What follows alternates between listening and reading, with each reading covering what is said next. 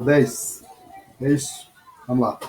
Lucas, capítulo 17, verso 7 ao 10, que diz assim: Qual de vós terá um servo a trabalhar na lavoura ou a apacentar o gado, a quem voltando ele do campo diga: Chega-te e assenta-te à mesa? E não lhe diga antes: Prepara-me a ceia e cinge-te e serve-me até que eu tenha comido e bebido, e depois comerás e beberás tu. Dá graças a tal servo porque fez o que lhe foi mandado? Creio que não. O servo, o empregado. Né? Ele pegou o exemplo. Você tem um empregado. Ele está no campo, mas ele é teu empregado. Ele é teu servo. Eu não sei se ele estava ali para pagar uma dívida que ele havia contraído, mas a questão é que ele era servo. Ele tinha obrigações para o seu senhor.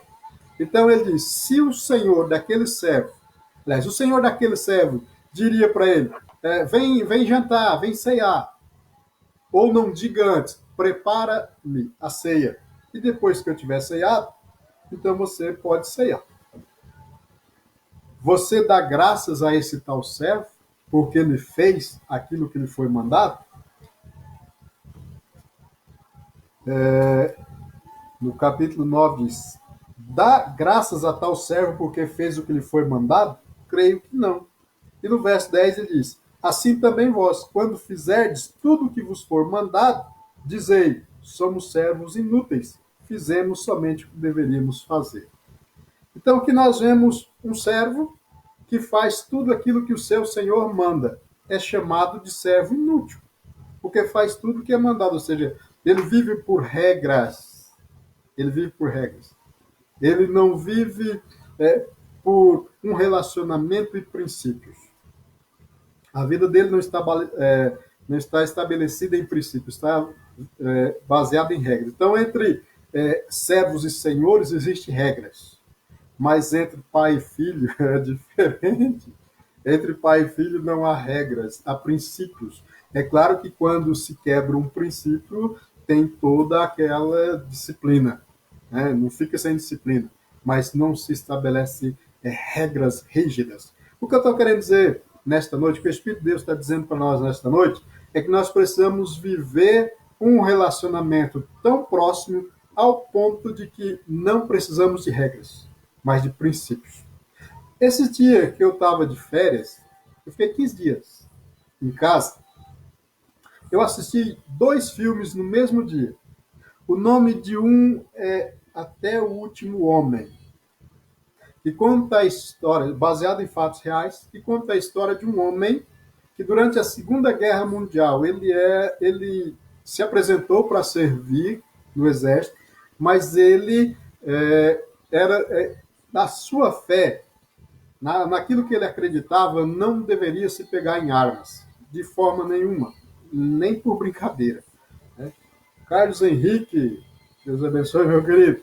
Então, conta a história de um homem que durante a Segunda Guerra, o nome do filme é Até o Último Homem, que durante a Segunda Guerra ele foi para a guerra, mas ele foi lá, ele foi como voluntário para ajudar a cuidar dos feridos, porque ele não, na fé dele, não admitia pegar em armas de jeito nenhum, nem para se defender.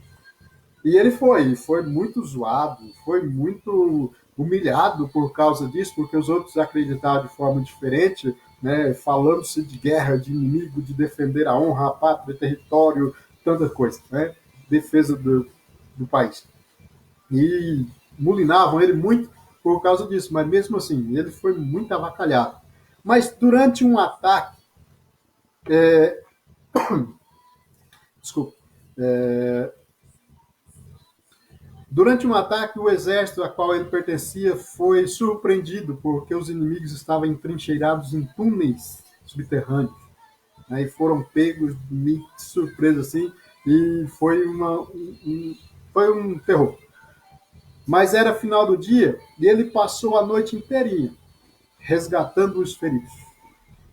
Teve gente que perdeu perna, perdeu braço, mas saiu vivo. E, se eu não me engano, foram 75 soldados que durante a noite toda ele desceu por uma corda do alto da colina e trouxe para o acampamento onde estavam os outros sobreviventes que fugiram e deixaram para trás muita gente que tinha sido alvejada, ferido, baleado. Inclusive, o comandante dele, que muito atormentou a vida dele, também foi resgatado. Isso baseado em fatos reais. Então, um homem que se recusava a pegar em armas, mas salvou muitas vidas por causa que ele fez isso. O objetivo dele era salvar vidas. Vou colocar aqui, um princípio dele era salvar vidas. Então, sem armas, sem pegar em armas, ele resgatou, dentre os feridos, entre aqueles que foram atingidos, 75 soldados. Durante a noite inteirinha, ele trabalhou resgatando, descendo por cordas, correndo risco. E eu assisti um outro filme nesse mesmo dia. O nome do filme é Redenção. Conta a história de um cidadão que antes de se converter, ele estava envolvido com drogas, pequenos assaltos e coisas assim. Mas foi quando ele se converter, conheceu um missionário que esteve na África e depois estava no país dele, nos Estados Unidos, contando. E ele se interessou pela obra missionária, fez uma visita na África e lá descobriu, não lembro o país que ele foi. E lá ele descobriu que no país em que ele estava, o governo era ditador e opressor.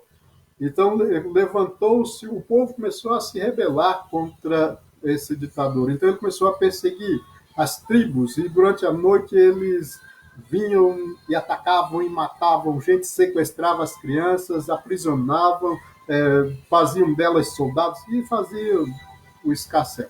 E ele ficou muito comovido com aquilo.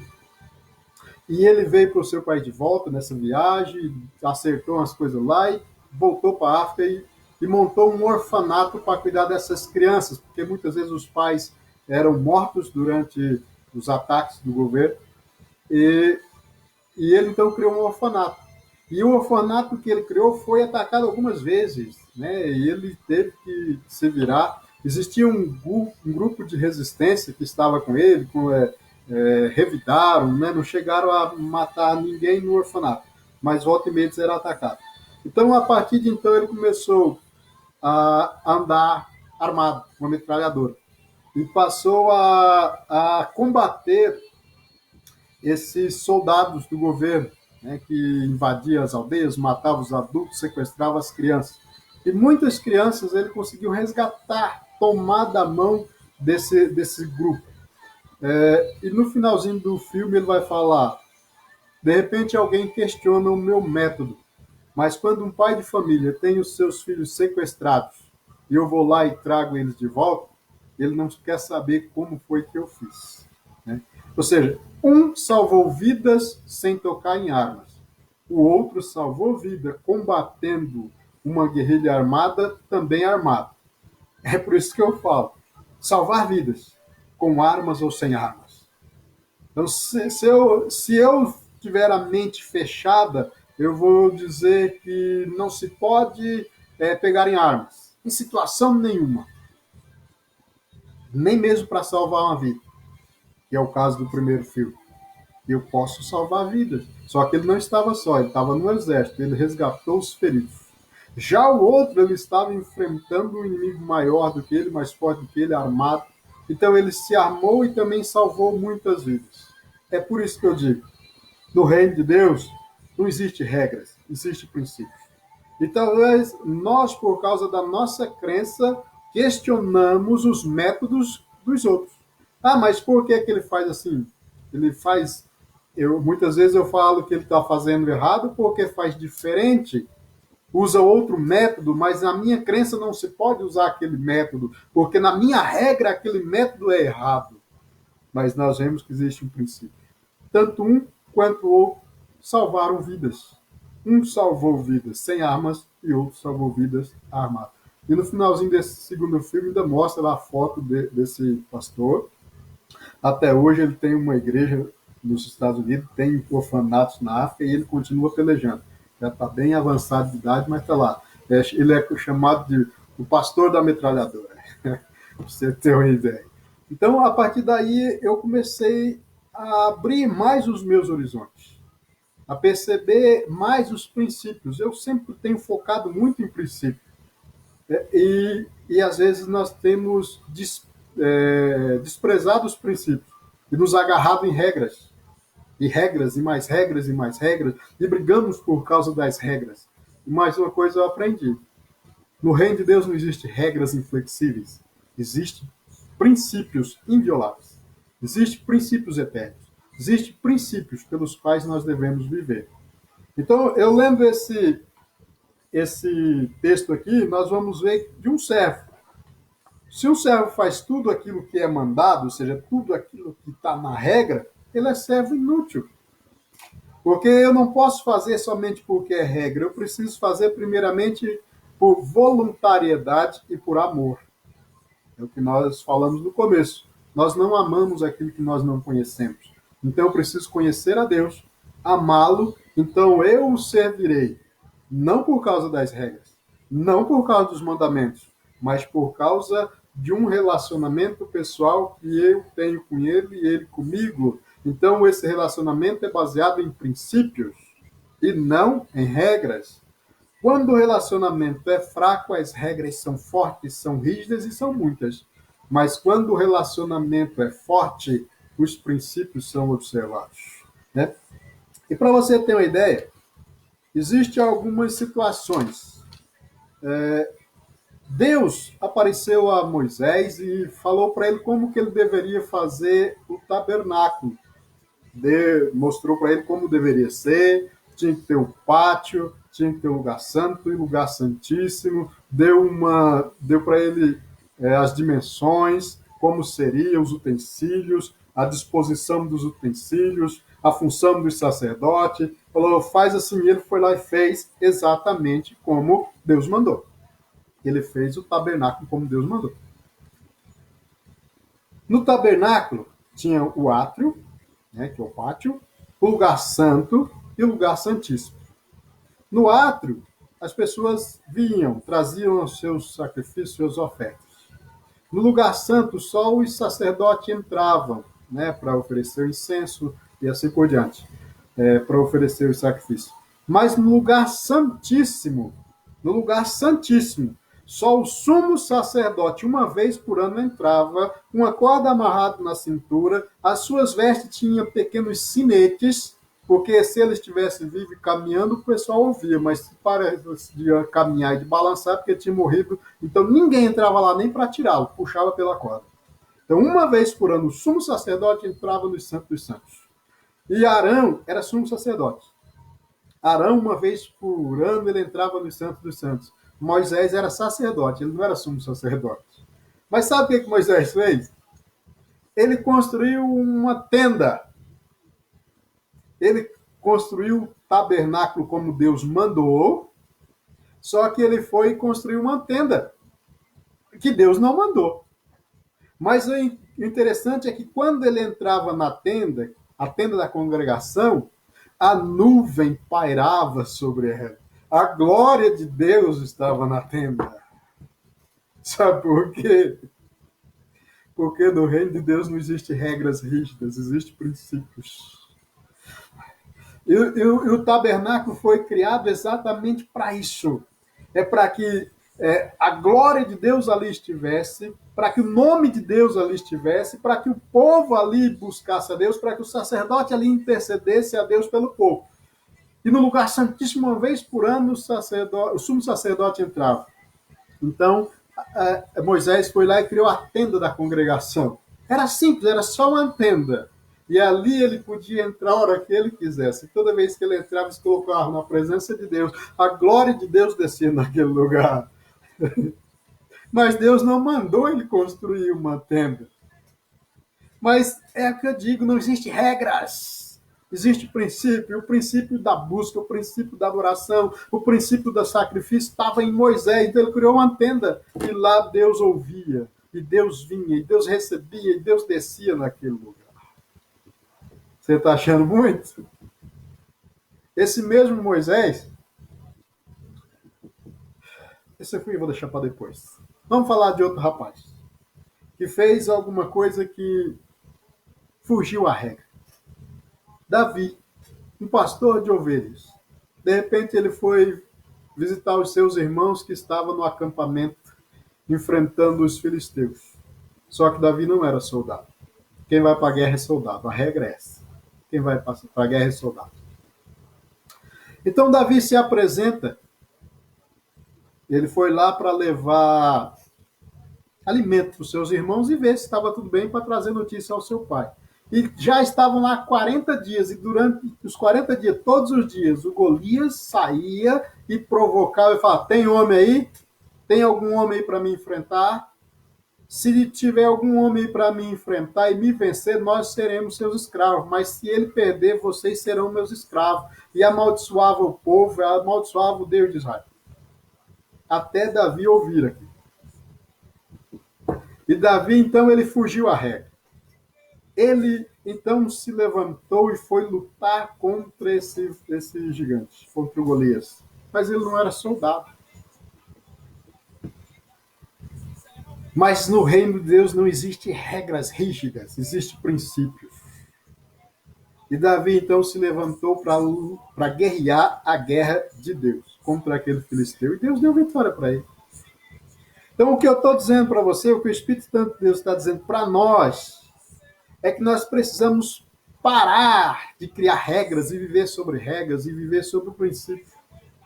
Sabe por que Davi conseguiu aquela grande vitória? Porque ele ousou fazer o que ninguém fez. Nem os soldados fizeram.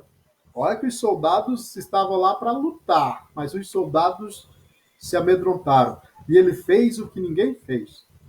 E colheu aquilo que ninguém tinha colhido.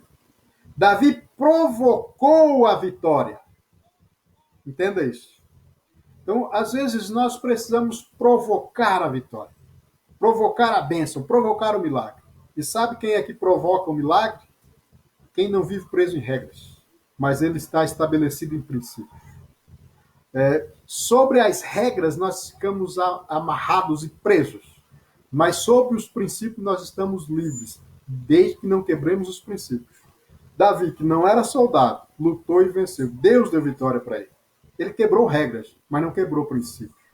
Ele ousou fazer o que ninguém faz. Por isso, ele provocou o milagre. Provocou a bênção. Então, o que falta para nós é provocar a bênção, provocar o milagre, provocar a vitória. Existe uma diferença entre aqueles que provocam e aqueles que reagem. Veja que nesse mesmo relato de Davi, ele fez o que ninguém fez, quebrou regras, mas não quebrou princípios, venceu o gigante, mas quando ele cortou a cabeça do gigante, o exército todinho de Israel, aí criaram coragem. Aí viraram macho. Aí foram para cima dos filisteus e Deus deu vitória. Mas porque eles reagiram ao milagre. Mas Davi provocou o milagre. Eles reagiram à vitória que Davi conquistou. Mas Davi provocou, porque ele fez algo que ninguém tinha feito ainda. O que é que você tem feito? O que você fez que ninguém fez ainda? Você já fez a oração que ninguém fez ainda? Por falar a oração que ninguém fez ainda. Hoje existe louvores, né? Que fala, eu quero ver a face do Senhor, eu quero ver Deus. Hoje existem muitas canções, orações, nós querendo...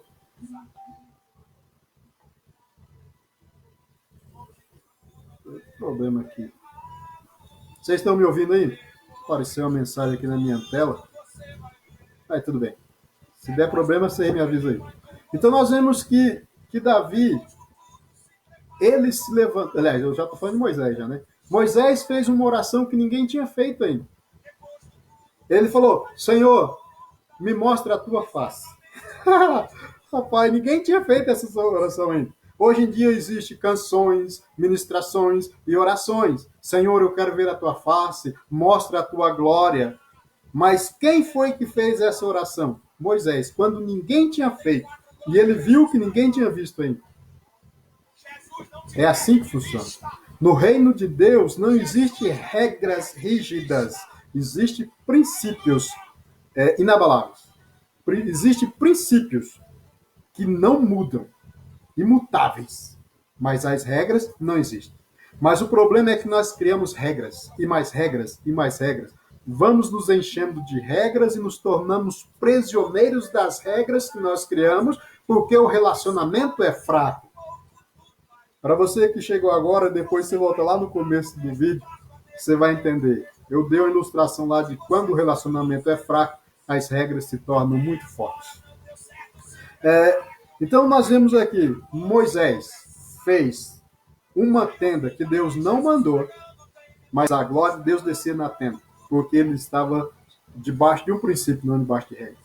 Moisés fez uma oração que ninguém tinha feito ainda e viveu coisas que ninguém viveu.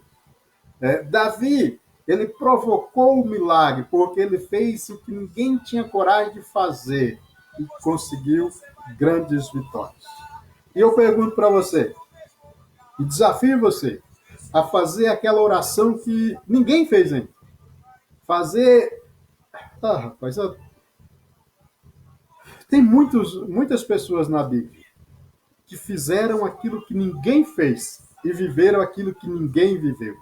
O problema é que às vezes nós queremos viver grandes coisas, mas nós não provocamos essas coisas, nós reagimos. Porque, e veja bem, que as pessoas até fazem campanhas igualzinho às que nós lemos na Bíblia. Os 7 dias, os 21 dias de Daniel, eu não sei o quê, isso faz exatamente igual foi feito, ou seja, eles estão querendo reagir ao que alguém fez. É errado? Não sei. Não estou aqui para julgar.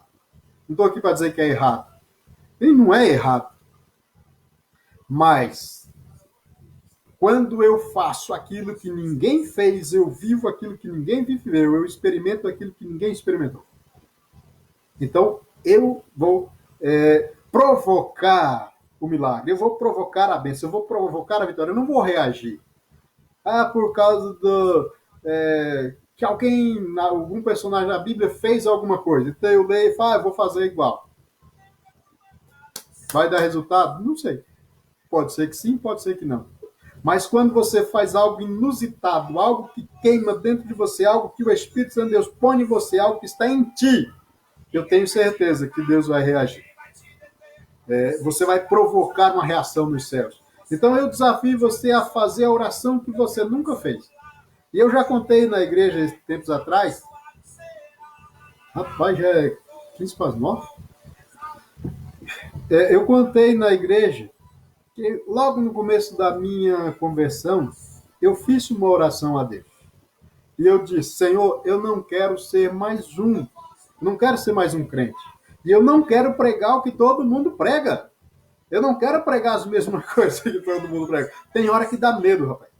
E tem hora que Deus coloca umas coisas em mim, na minha boca e no meu coração, que eu falo, rapaz, como é que eu vou falar uma coisa dessa? Ninguém nunca falou isso, eu nunca vi ninguém falando isso. Mas então daí eu me lembro da oração que eu fiz. Senhor, eu não quero ser mais um.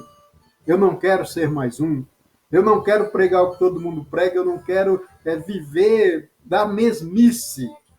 Então daí eu me recordo disso. E quando eu olho para Davi fazendo o que ninguém fez, Moisés fazendo a oração que ninguém fez, Ana fazendo a oração que ninguém fez. Muitas mulheres do Antigo Testamento não tinham filhos. E orou e Deus deu, mas só que Ana ela provocou algo sobrenatural. Ela não teve somente um filho, ela teve um filho que foi profeta e sacerdote. Um grande homem de Deus, não foi só um filho. Então teve mulheres que oraram e Deus deu filho, porque elas pediram filho. Mas Ana orou e fez algo a mais, algo que ninguém tinha feito. E Deus deu a ela não somente aquele, deu outros filhos, e daquele Deus fez um grande homem, um grande sacerdote e um grande profeta. Então, quando eu faço aquilo que ninguém fez, eu provoco o milagre, eu provoco a bênção, eu provoco a vitória. Aí você vai falar, você está falando aí de fazer coisas diferentes, coisa que ninguém fez. O que é que você fez que ninguém fez? Eu vou lembrar vocês. Esse tempo atrás eu contei. Há uns 5, 6 anos atrás, eu estava no serviço e Deus falou tremendamente comigo a respeito disso, a respeito de jejum. Porque eu não vejo jejum como a maioria das pessoas vê. Tem hora que eu nem falo porque alguém fala, esse cara é doido. Mas é o que eu sinto. É o que eu quero viver. Eu não quero pregar o que todo mundo prega, eu não quero falar o que todo mundo fala, eu não quero ser o mesmo, igual todo mundo. Foi a minha oração a Deus. Como é que todo mundo vê o jejum? Como eles veem. Agora, como eu vejo o jejum? Jejum, para mim, não é moeda de troca. Fala, Senhor, eu vou jejuar porque eu quero uma bênção. Primeiro que eu não encontro na Bíblia lugar nenhum, onde diz que alguém jejuou por uma bênção. Eu vejo que as pessoas jejuaram, ofereceram a Deus um jejum, né? E Deus recebeu o jejum deles como uma oferta, como um sacrifício vivo e agradável, de cheiro suave, e respondeu com vitória. Mas não foi uma troca. Então, o jejum, para mim, é oferecer a Deus. Em outras palavras, para você que é casado e que tem o hábito de dizer à sua esposa, eu te amo, eu te amo, eu te amo. Beleza. Mas é diferente quando você diz eu te amo e te dá uma rosa. Né? Você fala para a esposa, eu te amo, e dá uma flor. Porque além do eu te amo, tem uma flor. Então, quando eu digo para Deus, eu te amo,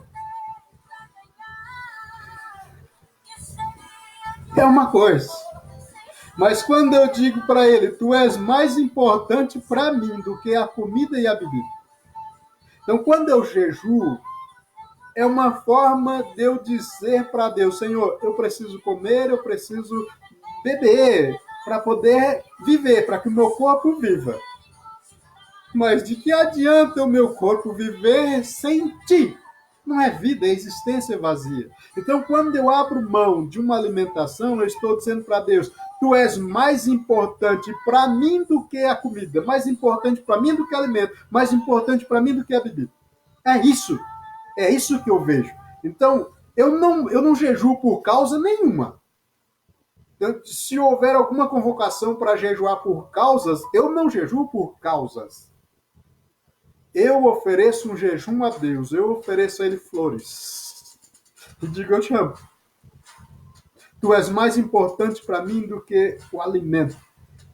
Aí um dia eu estou ali pensando nessas coisas, e eu falei, Senhor, tu és mais importante para mim do que o alimento, do que a água, do que tudo. Tu és mais importante para mim do que o ar que eu respiro. Quando eu falei assim, tu és mais importante do que o ar que eu respiro, eu falei, tá aí.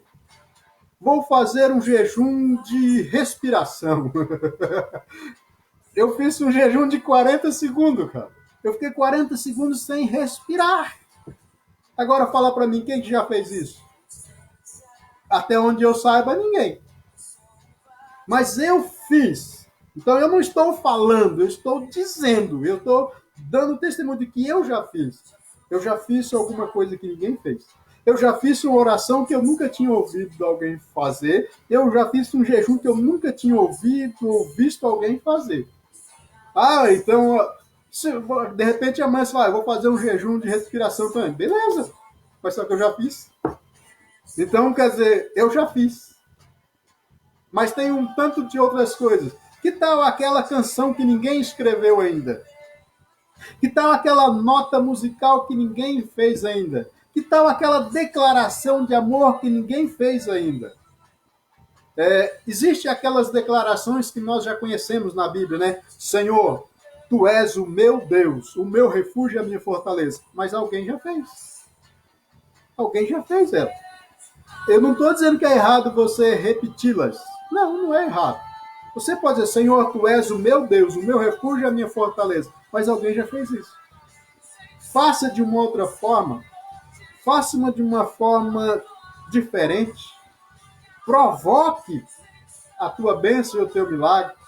Provoque os céus. Não reaja simplesmente ao que alguém já fez, mas faça alguma coisa. E eu tenho certeza que Deus vai responder. Eu tenho certeza que Deus vai fazer algo. E quando nós não reagimos, mas nós provocamos, é muito maior. Então, existem muitos relatos na Bíblia de alguém que fez coisas, grandes coisas. Então, eu não estou aqui para repeti-las. E não é errado repeti-las, mas é o que alguém já fez. Eu estou aqui para fazer algo que ninguém fez ainda. É a oração que ninguém fez. é aquela canção que ninguém compôs ainda, é aquela nota musical que ninguém tirou, é aquele arranjo que ninguém fez ainda, se bem que eu não toco nem canto,